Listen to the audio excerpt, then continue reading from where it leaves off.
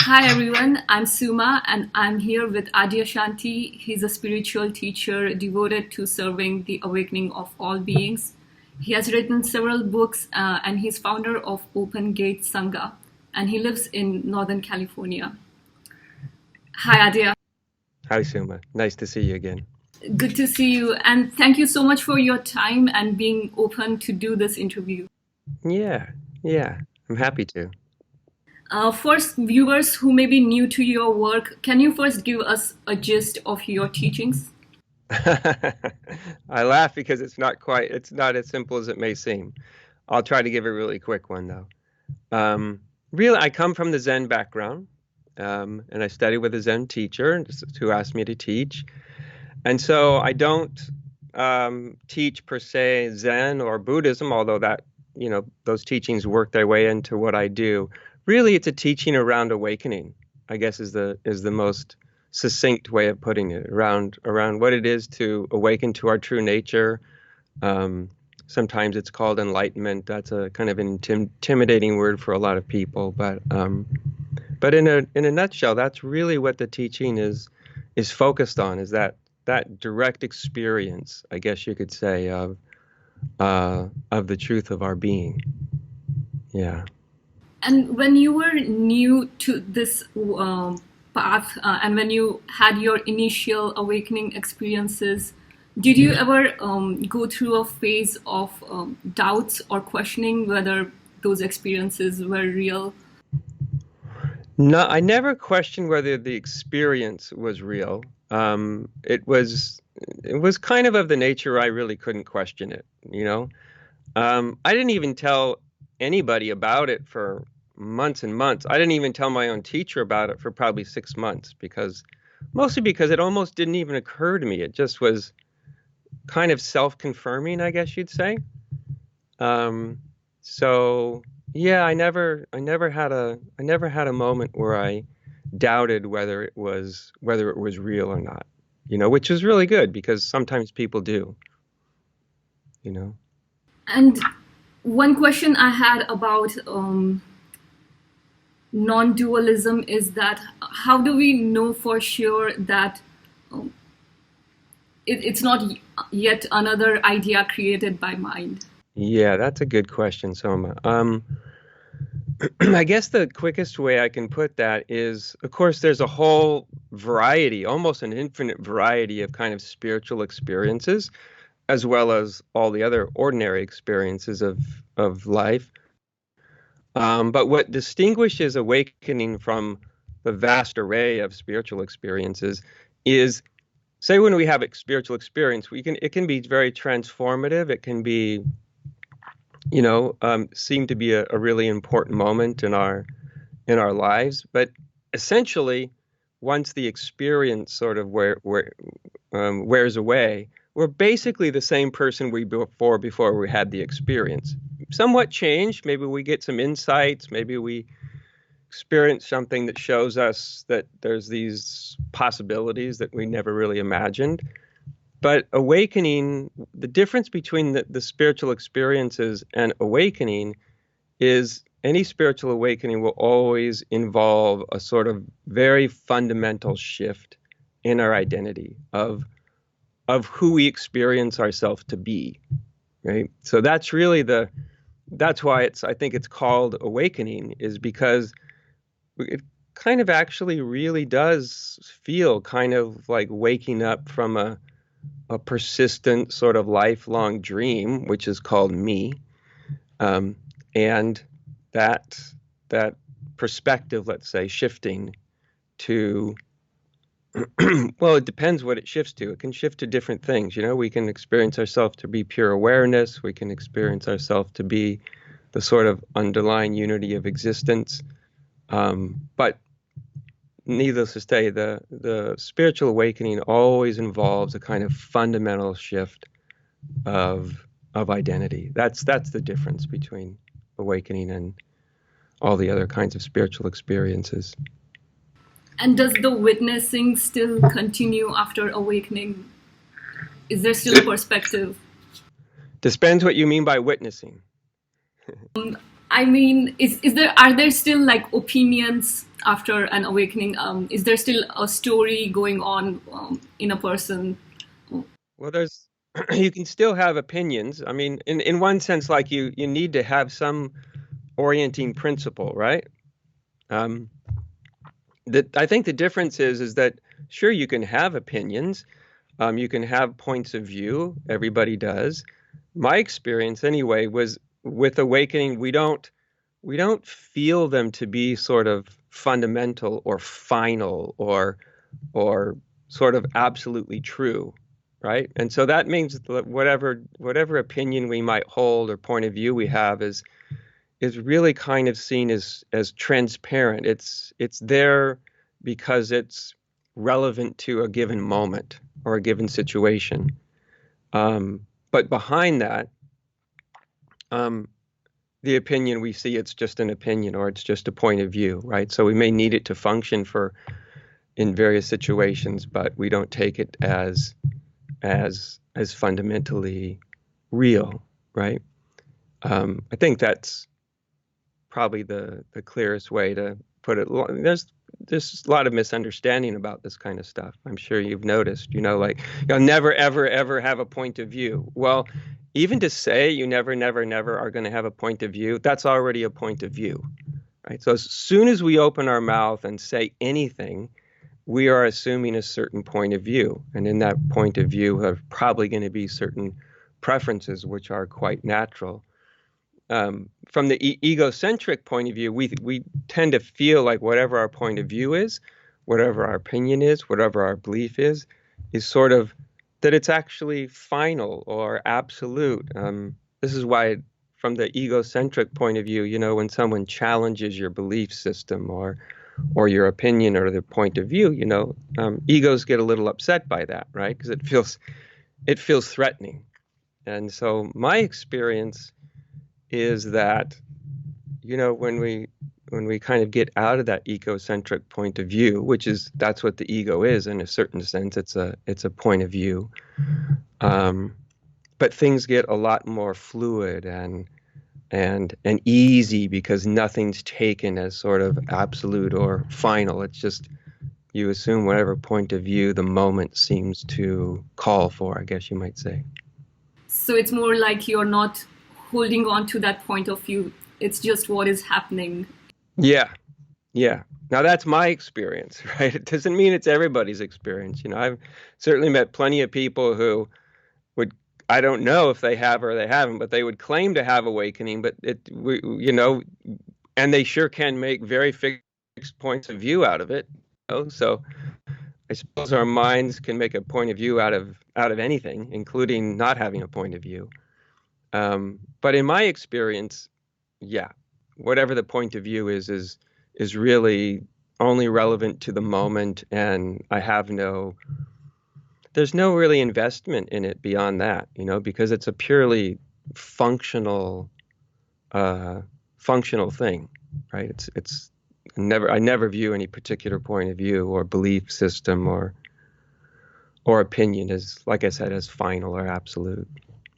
Thank you for clarifying that. There's one insight I came across in your book, The Most Important Thing. Yeah. A bit about midpoint in realization, where a realization has happened, but the mind is not yet established in the realization. And there are some non-dual speakers who talk about how either the awakening has happened or it has not happened. There is no in-between stage. There's no midpoint in it. What are your thoughts on that? Well, it may be a little bit more complex. I mean, I think it is true that either we've had some sort of fundamental shift in our identity or we haven't. It's really hard to speak of like a halfway shift of identity necessarily. But I think where what you're talking becomes really relevant is because someone's had an awakening doesn't necessarily mean that they have awoken to the same thing, right? There are degrees of spiritual awakening. There are different depths of spiritual awakening. Not every spiritual awakening, even though we might call it an awakening, it might fall into that category because it's a more fundamental shift of identity. One of the easy ways to deceive oneself is when we have one of these real shifts of our identity, because we're kind of touching upon, I think of it almost like a facet of reality. And each facet feels totally whole and totally complete because we're touching upon reality. So reality always feels whole and complete. But there's an easy possibility of a sort of delusion there, is that we mistake a given facet of the awakened view for the whole of it, right? So to give you just a simple example, someone can wake up to and experience themselves to be something like a kind of pure expanse of awareness, right? So a minute before that, they thought that they were whoever their ego was, right? With their name and their history and all of that. And all of a sudden, consciousness sort of wakes up out of that construct, and it lands, let's say, in something like pure awareness. Then they just experience themselves to be sort of this almost like sky-like expanse of awareness or of consciousness.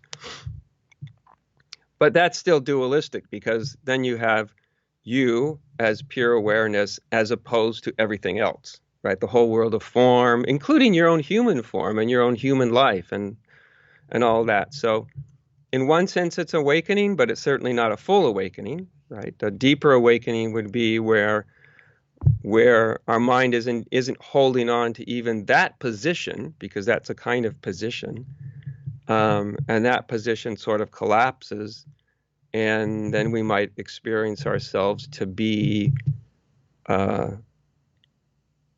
all of everything we perceive, right? That whether we call that's myself, or I am that, or we see everything as the face of God. Like, there's lots of ways to communicate that, and even little permutations about how that unity is experienced.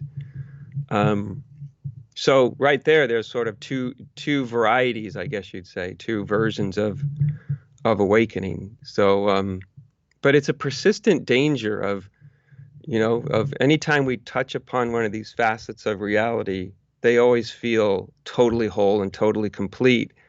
And that can very easily create its own kind of illusion, because if we tell ourselves this is whole and complete and there's nothing else to see, the chance is that we will never see anything else, right? Because we've sort of closed off the world of possibilities, and we're just sort of contained within whatever the degree of insight we have at that moment might be.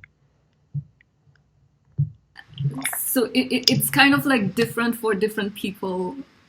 It could open up slowly for some people, or for in cases it may be radical for some others. Yeah, the sort of experiential, I think of it as the experiential byproducts. Some people, it's big and it's explosive, and it's sort of very impressive to read about or hear about. And for another person, they don't have a whole lot of byproduct. It's just sort of a simple realization, like, oh, I'll be darned, I thought I was this and I end up being that. And they may not have a lot of byproduct. Of course, the important part isn't the sort of experiential byproduct, the sense of amazement or relief or freedom or whatever it is. That's, of course, when that happens, we just experience it. We don't want to try to do away with it. But the byproduct will kind of sort of settle down over time, because you're not going to be in a state of brand new discovery, especially if you've been operating, let's say, in more of an awakened state of being for years. You're not going to kind of go like, you're not going to surprise yourself, right? And go, oh my God, I'm emptiness. You've been that for a while. So it does kind of come into a more ordinary state. And even when awakening happens with some people, it's very, very different from one person to the next, exactly how it feels, how strong it is. Like I said, what the sort of byproducts are. It's, in that sense, it's very individual. And what I've seen is the bigness say, a moment of awakening is no indication in the long run of how deep it is or how sustained it is. It has nothing to do with it at all. Sometimes people will have just this insight, that feels very fundamental and life-changing, but doesn't have a whole lot of big byproducts. And sometimes they actually end up to be functioning in the long run in a much more awake way because they're not mistaking the byproducts of awakening with the awakening itself. So that's a frequent danger. Everybody wants a great big explosive experience, but it just doesn't always happen that way. Sometimes it kind of sneaks up on people. It's and then just, there's generally some moment where they recognize a sort of fundamental shift, but that getting to that moment may kind of just sort of creep up on you really slowly and quietly, and so it's very different from one person to the next. That's the danger of trying to chase after somebody else's awakening experience, that you read about or you listen about, and then you hear it and it's impressive and you think, I want that, and you're looking for that experience. Meanwhile, the way things unfold for you very well may be quite different than that. That's why I think it's really important that we just really stay deeply connected to the way things are unfolding for us, and not try to be duplicating somebody else's experience. And I think sometimes people mistake an experience as an awakening. Often. Very, very, very often. Yeah. Yeah. They often do. Yeah. And, then like I said, if we basically had a nice experience, maybe even a wonderful experience, it's like, okay, that's fine. But if at the end of it all, we're basically feeling ourselves, experiencing ourselves to be the same person that we ever were, except now we're the same person that had a big spiritual experience. Like I said, that's not the same as a spiritual awakening. I don't want to devalue it because people can get, it can be really transformative to have different kinds of spiritual experiences, but there's a real marked difference between the experiences and an awakening. Yeah. The reason I've noticed that you don't talk much about energetic changes that happen during awakening, like Kundalini. I wonder if that's the reason you don't talk about it. Maybe because it's a distraction from the actual awakening, and maybe they are not related. Maybe is that the reason you don't talk much about it? Well, actually, I can understand some of why it would appear that way. Often I wait until people ask me questions about it. So it's really, really common subject at retreats. This whole energetic component of awakening. Now, we can have like Kundalini awakenings and stuff without really being a spiritual awakening in a strict sense, right? The energy can sort of break loose and start to move through us without having a spiritual awakening. But any kind of real awakening is always going to have some energetic quality to it, right? It will always have some energetic quality to it. And again, that's one of those things that can range from one person just having like, oh, there's this weird energy moving through me and doing whatever it's doing, to somebody that's, the whole experience can be quite overwhelming, as far as energy goes. Most people are sort of somewhere in between those two kind of extremes. But to directly answer your question, Soma, is that's not so much that I don't even think about, for me, whether I talk or don't talk about like energy. I tend to not, if I just give talks about it, what I've noticed is people start to get really fascinated by it. And that is not what I want to happen, right? I don't want them to be avoiding it or trying to not have it happen, but I don't want people to get sort of hooked up on it and, me trying to have energetic experiences and all that. And the second reason is usually I think it's more concretely addressed, like when someone's experiencing a sort of kundalini moving through their body, and when they'll ask me a question, then I can dialogue with them in a way that's very, it's personal to them. It's how that energy is working to them and how might be a useful way to work with it for them. Because again, the way that all this can play out is quite unique from one person to a next. But some energetic quality is always part of any spiritual awakening, because here's my sort of updated modern take on Kundalini is I think Kundalini is actually the raw energy of the unconscious. And awakening is, in a sense, from a psychological point of view, it's not contained by a psychological point of view, but from that point of view, part of what happens when we awaken is we're ripping off the repressive mechanisms within our psyche to a great degree. And like that's one of the things that happens, because that's how we get access to the unconscious domain of our being or of our psyche. But when we do that, and I don't mean we actually reach in there and rip it off, it's more like a spontaneous thing that happens. But when those repressive mechanisms get released, then we come into contact with the raw energy of the unconscious. And boy, it can be immense, and it has a life of its own, right? It's kind of like getting a tiger by the tail, right? You realize you're not going to be controlling the tiger. You're just going to kind of hold on and until the energy kind of finds its equilibrium, which can often take months. More often it takes some years. And I have noticed this, and I could be wrong. I would love your input on this. I've noticed that some people, they have those strong energetic component, but the awakening has not happened.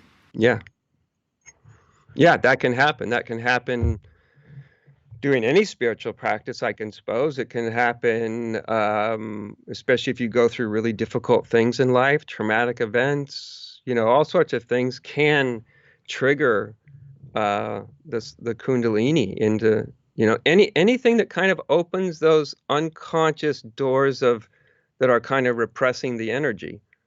And we always think like repression's a bad thing, but it's not necessarily a bad thing. Like we only want to experience as much as we can handle, right, at any one moment.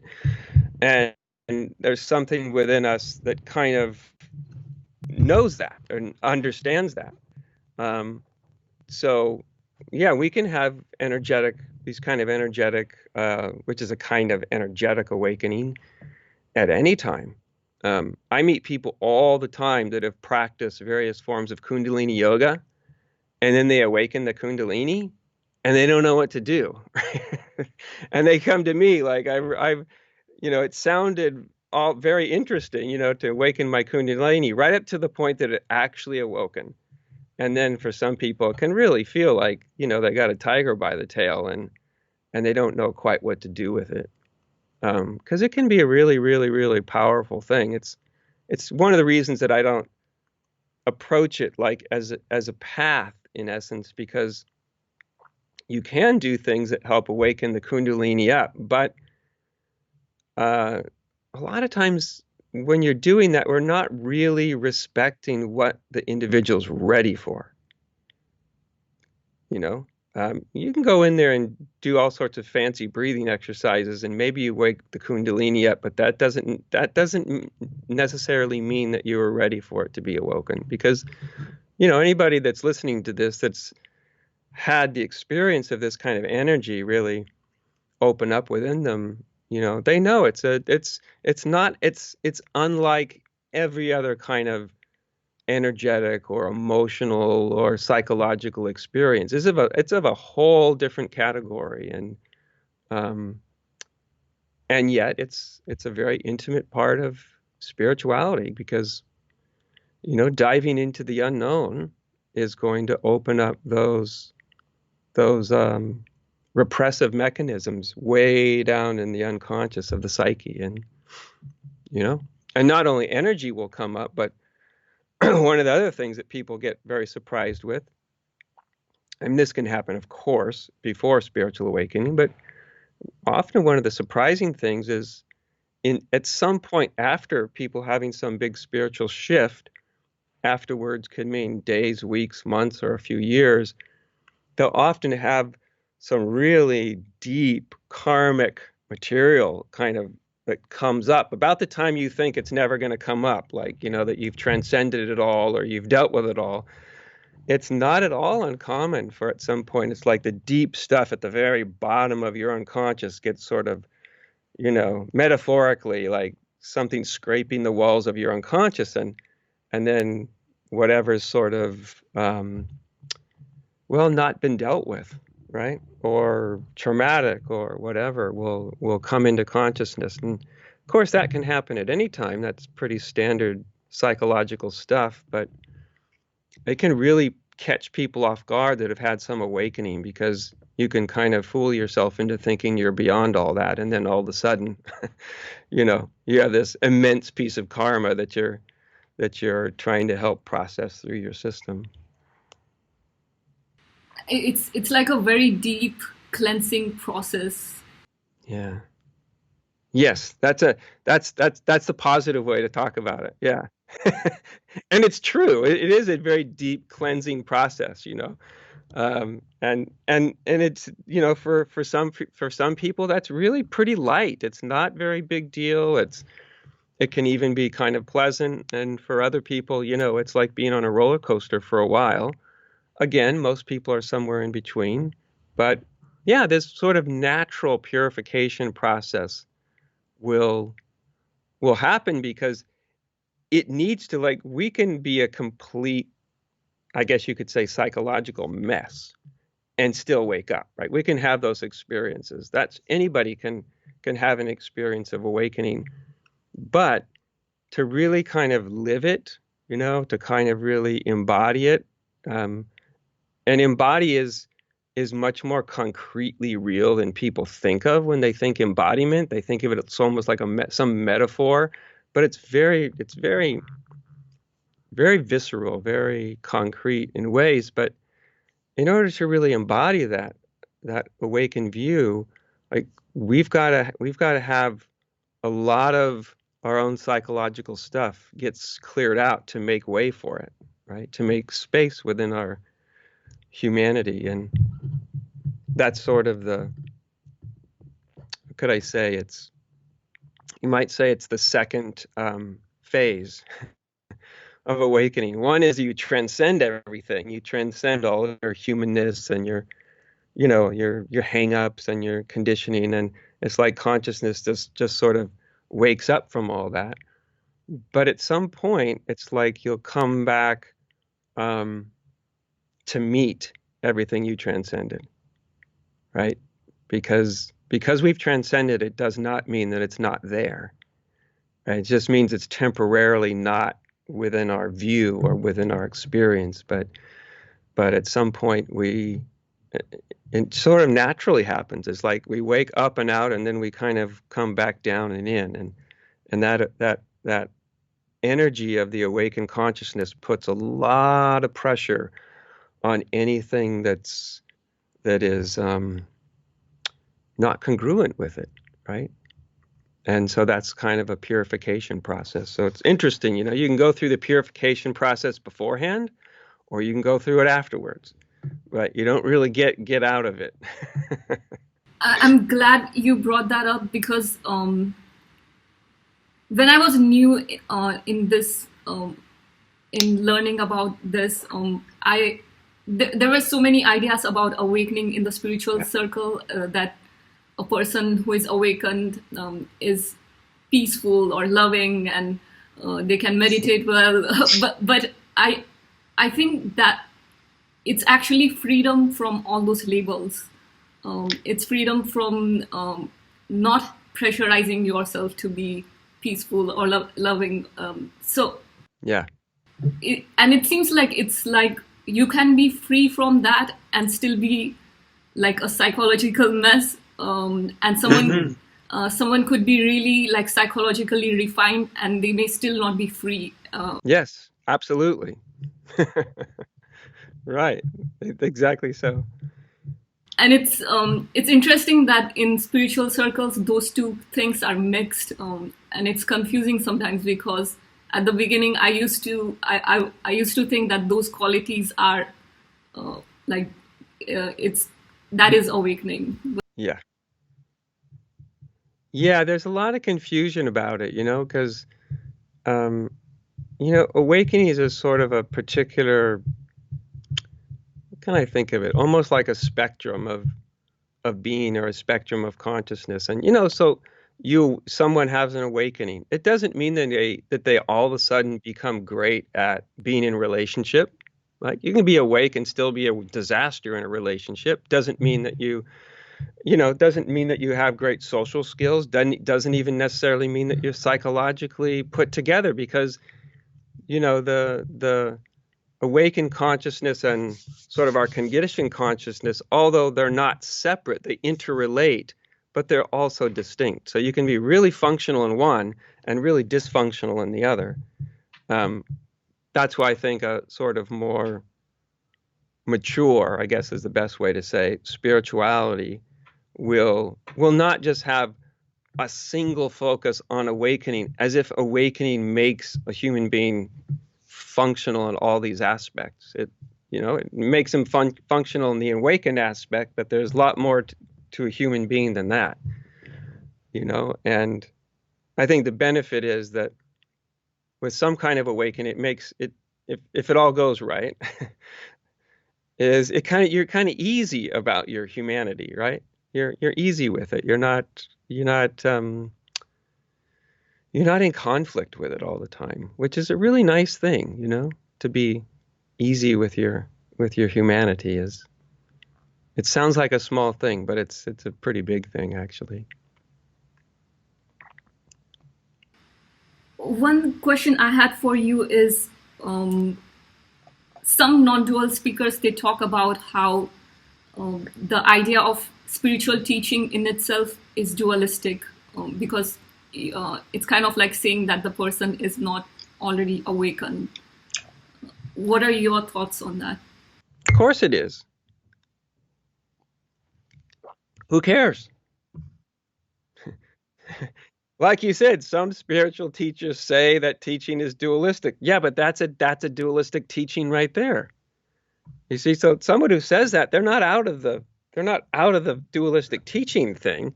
They're still in it. They're just using a particular kind of word. So, yeah, dualism doesn't mean wrong or bad. Duality is just is part of life. It's a way of seeing and experiencing life. And a lot of duality gets pawned off as non-duality. That's probably a good place to start. So duality would be to see things, would be a way of discounting any duality. Like, oh, that's just dualistic, as if like that has no reality in somebody's lives, right? Duality has place in someone's lives all the time, every single day. So it's not a matter of like, switching allegiance from duality to non-duality, or seeing people as everybody is awake or everybody is asleep. Like the real vision sees that everybody is innately always and already awake, or always and already Buddhas. And yet that doesn't do them any good if they don't know that, right? So you can be awake and asleep at the same time. Now that doesn't make sense to someone's mind, but then again, non-duality doesn't make sense to a logical mind, right? How can somebody be awake and asleep at the same time? Well, you can see them as a full and complete Buddha, or a full and complete manifestation of God, and as that manifestation, they can seem to be quite confused and asleep. So you can have both at the same time, which is, to me anyway, that's what non-duality really is. It's not a dismissal of the dual aspect of life. It's a vision that includes it and goes beyond it, right? So duality becomes encompassed in a bigger view. It doesn't simply get eliminated. Some of them say that it's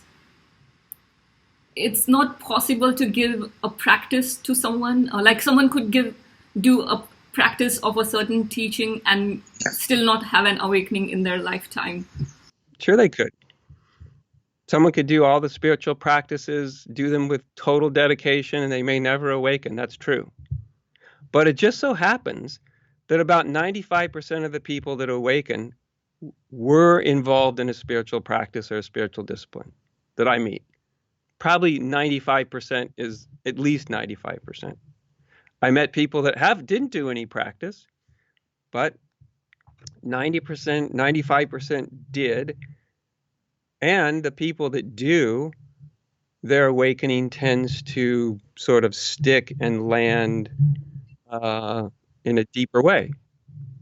So sure, anybody can awaken at any time. There's no direct causal relationship between what you or I do, say in our spiritual practice, and awakening. We can't manufacture it like like following a 3-step program and then the 4th step is you awaken. But that doesn't mean that what we do has no relationship to awaken. It just means it has an indirect relationship. And I think that's one of the mistakes that gets made, like there's no causal relationship. What they really mean is there's no direct causal relationship, but there's indirect causal relationships, right? Because everything is related to everything else. And because that's the case, that's also kind of a world of indirect causal relationships. So I think the thing is, Soma, is what I find is really important is to make a distinction between, I see teachings, spiritual teachings, they're most benignly related to as sort of strategies. Does this help awakening?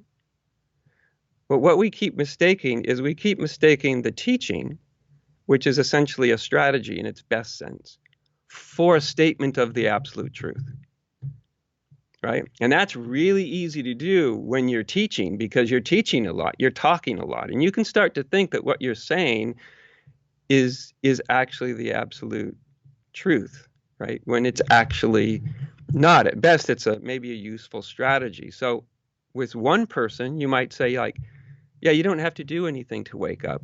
Just stop all this struggling and striving and all the spiritual practices you're doing and, all of that. And that may actually work as a kind of strategy to help them awaken.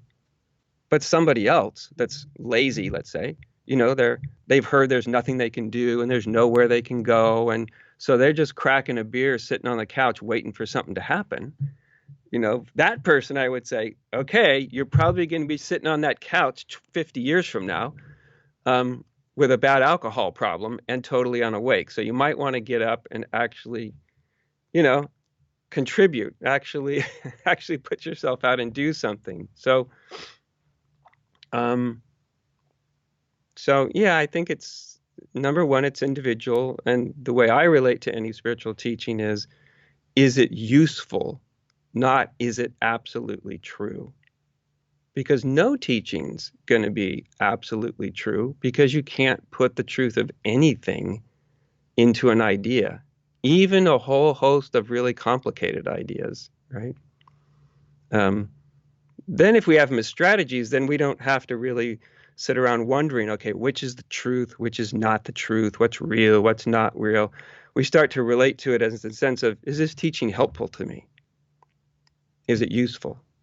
And if then you're relating to a teaching in a more pragmatic sense rather than a sort of philosophical sense. And I think when people do that, it saves them immense amount of time and energy especially in the modern day, you know, when you have access to just almost an infinite variety of spiritual teachings.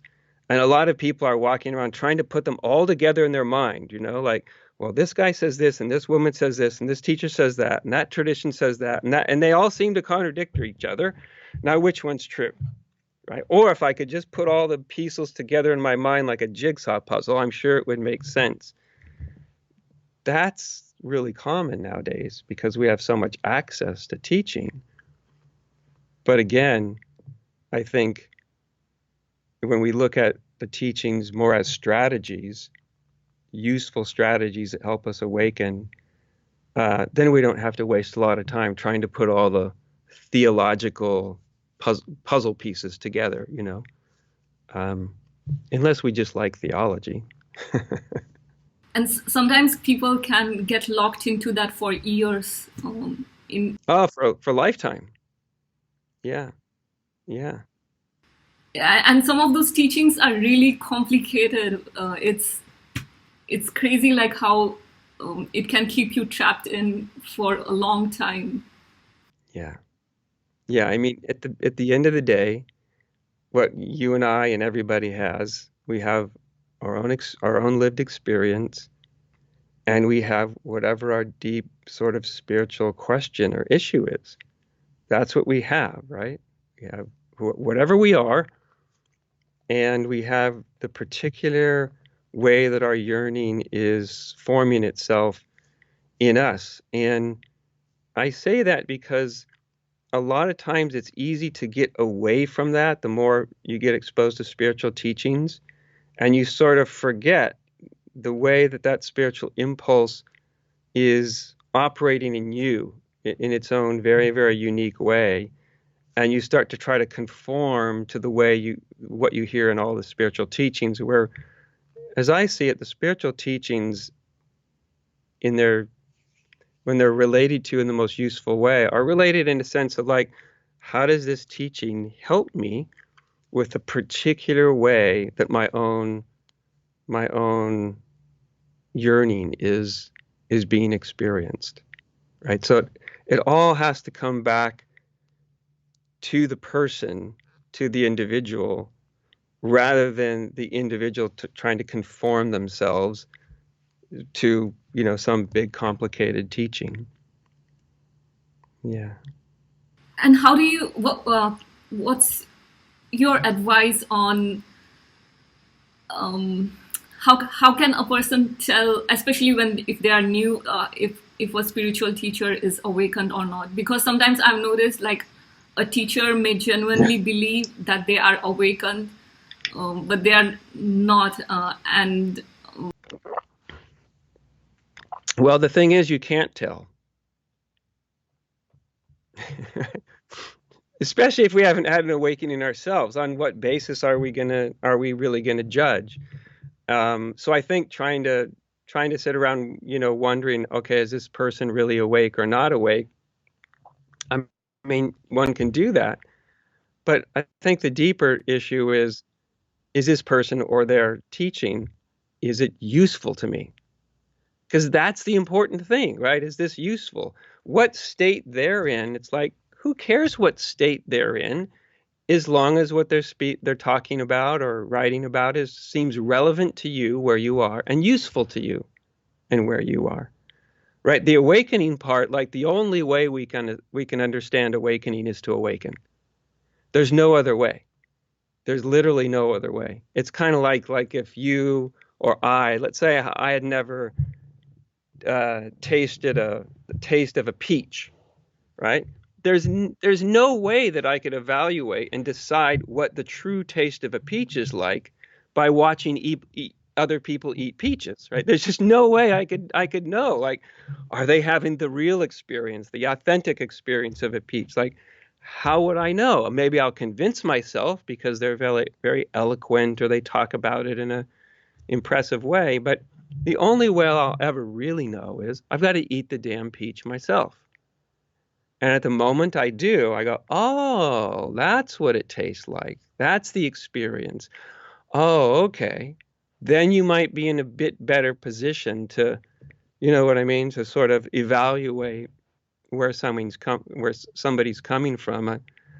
I think much more important than trying to figure out like who's awake and who's not is number one, like I said, what's useful to you. And another point in which I think is really important that a lot of people don't really look at, surprisingly, is does this person seem to have a real integrity? You know what I mean? Like, do they seem to be truthful and do they seem to be honest? And do they, these kind of low to the ground, uh, just very simple ways of being, you know what I mean? Um, and, we can't evaluate that in 10 minutes with somebody either, but with a little bit of time, I think if we're in a healthy place inside, which means we're not just taking anybody's word for it, but we're looking, we're watching, we're there. We start to get a sense of whether somebody seems to have high integrity, if they're really truthful, if they allow criticism, let's say, of themselves, things like that.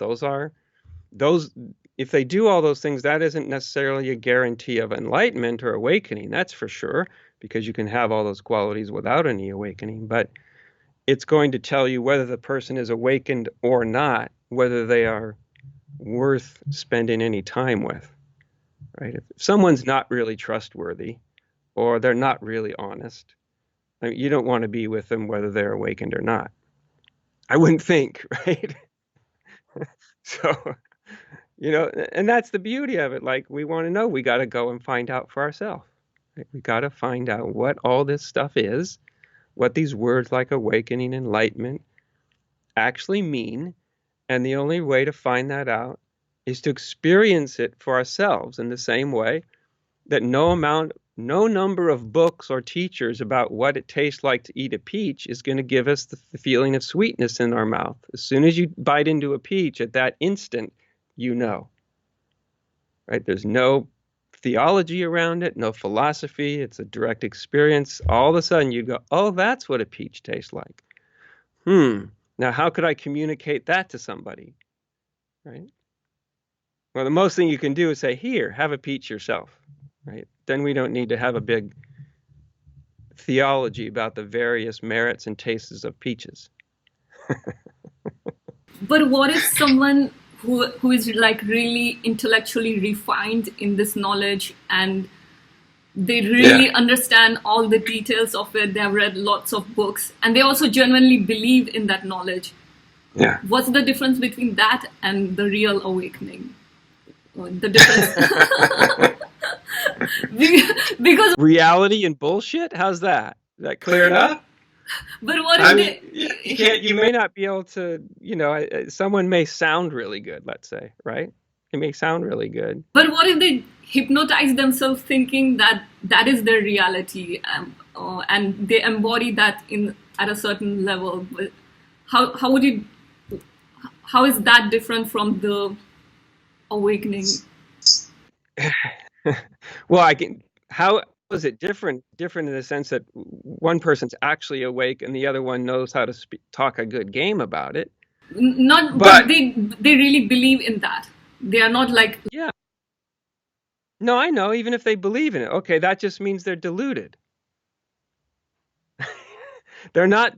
Then it means they're not lying. They're just deluded about what their condition is, right? But I've noticed sometimes that can be very tricky, especially if you're new. It can be very tricky to... It can be very tricky. I totally agree with you. I'm not saying that it's easy to tell. It can be very, very, very tricky. So one of the reasons that one of the sort of central pillars, I guess, of everything that I teach is don't abdicate your authority. Now, that doesn't mean because when you're not abdicating your authority means you're just not simply believing something simply because somebody says it. Doesn't mean you're sitting there in a cynical sense either, like holding yourself apart. But I think that what happens a lot of times in spirituality is people people give their authority away, right? They just give it away because, oh, that person sounds like they know what they're talking about. And so I'll stop thinking for myself because they must know more than I do. And like, that's a critical mistake. That's a critical mistake, is we can't just give our authority away to anybody, no matter how clear or enlightened they is. That's because that's putting ourselves back in a position of like being an infant or a child. And it makes it really hard to discriminate. I've met a lot of people that have come to me from being with some, pretty damaging spiritual teachers. And I have yet to ask one of them, now, so you never, ever, ever, ever had an inkling that there was something just a little off here? I've never had a single person tell me, nope, I had no inkling whatsoever, ever for an instant. They usually, well, yeah, there was this little thing in the back of my mind that, was questioning or told me like, watch out or beware or whatever. And I just kind of didn't pay attention to it, because who am I? Like, that's what people tend to think. Who am I to make those judgments? I'm not enlightened. Well, it's your life, enlightened or not. You better make those judgments or someone's going to make them for you. And I don't think as adults, like, we don't want people making those judgments for us, whether they're spiritual teachers or anybody else for that matter. So I think a big part of it is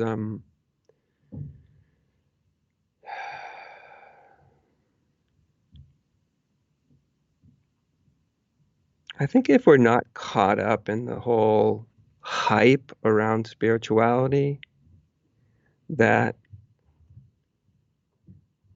we have to be able to get back to a kind of listening, right? And I have found that when people can get kind of connected with themselves and their intuition, and they're not caught up in a bunch of spiritual hype or someone's going to save me or I'm going to ride, to enlightenment on the coattails of this supremely enlightened being and all that kind of stuff. If we don't fall for that, because it's very alluring, but it's spiritual candy. You can't nourish yourself on candy forever.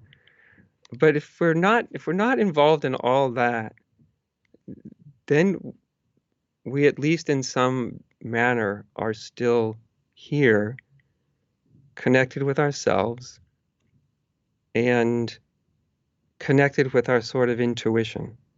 And our intuition really serves us well. The problem is most people don't grow up having real permission to listen to their own intuition, right? Their own innate sense of like, yeah, this person's seems on the mark, or they seem trustworthy, right? They seem to have my best interest at heart. And that's a kind of an intuitive thing you pick up on, but you can't pick up on it if you're not listening to yourself, or if you're waiting for someone to give you the permission to listen to yourself. So that's why I think of it as like the very first thing, or at least among the very first things, is to find that within us that we can trust. As a teacher, that's what I think is one of the really important things I try to help people with. What inside you can you trust right now? Because that ends up to be an invaluable guide in life. Yeah. I love that advice, especially about not giving your authority, because sometimes you may make mistakes with your intuition. Yeah, sometimes you do. And until it's clear, it's better to not give away your own self-power. Right. Yeah. Yeah, because that to establish a kind of deeper relationship, that's earned, right? We trust somebody because they've shown themselves to be trustworthy. Not just because we're like, oh, I just want to trust this person.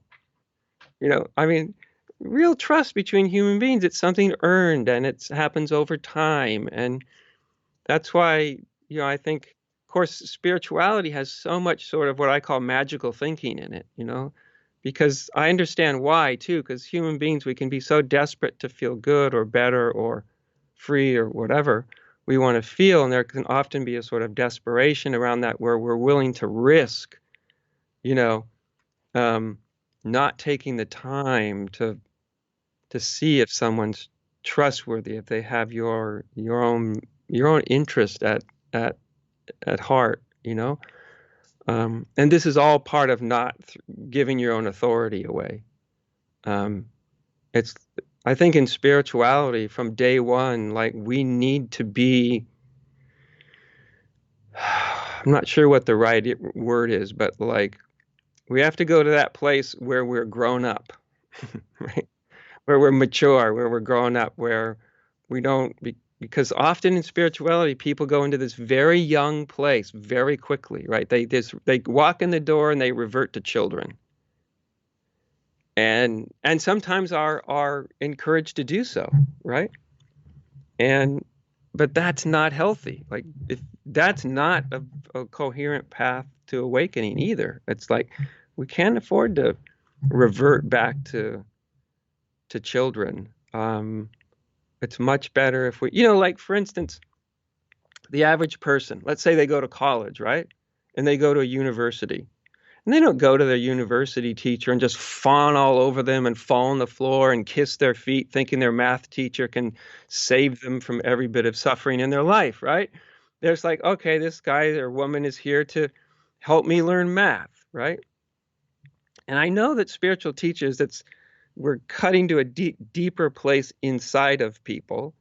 But I think if we can relate to spiritual teachers more as useful mentors rather than gods, boy, would we be a lot better off. I mean, it wouldn't have all that projection stuff for a while, that for a little while can be fun, but in the long term, it ends up to not be so fun, you know. But that depends on where we're at, right? Where each of us are at. If we unconsciously or unconsciously think someone's going to do this for me or has the power to do it for me, um, we're putting ourselves in a very sort of immature, weakened position.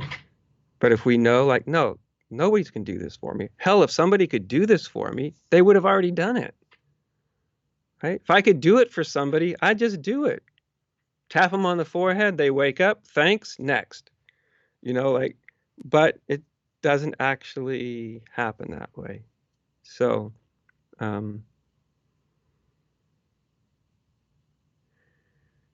yeah, so the more maturely we can encounter, a teacher, anybody for that matter, where we're not just giving our authority away, because that's the deal, right? If a spiritual teacher sort of assumes a false authority, that teacher needs a whole room full of people that are willing to give it away to them. It's a deal. It's a two-way street. You know what I mean? And so I think when we we have to realize like we don't want to be part of that two-way street. We want to stay in our own authority while at the same time being open to some, useful guidance. Again, it's the same thing you do when you go to a biology teacher in college. Like hopefully you're you're not just giving everything away to the teacher, but you're open like, hey, this teacher probably knows something I don't know. They've been down this road farther than I have, so I'll be open to learning something, but they're not going to live my life for me. So, yeah. What do you regard as spiritual maturity? That's a big question, actually. It's a little question that's a really, really big question.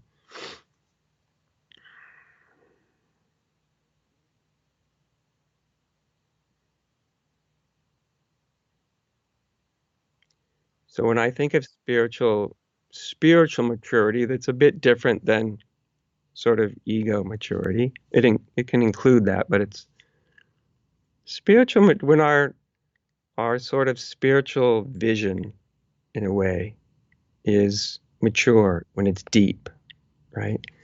When you first have a sort of transformative spiritual awakening experience, for a while, you're kind of like a little puppy.